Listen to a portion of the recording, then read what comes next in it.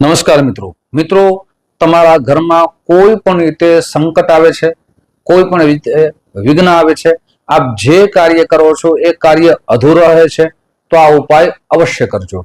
આ ઉપાય આપને મંગળવારના દિવસથી આરંભ કરવાનો છે।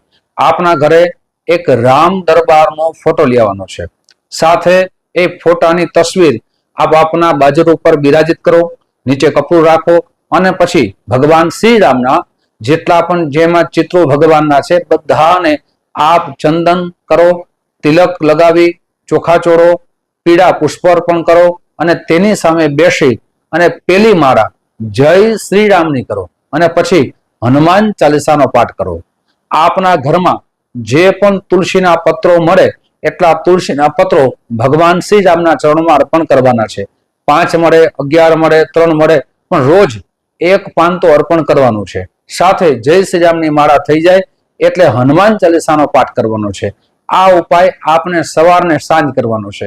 સતત કરતા રહેશો, આપના જીવનના સંકટો ભગવાન હનુમાનજી મહારાજ અવશ્ય દૂર કરશે। નમસ્કાર।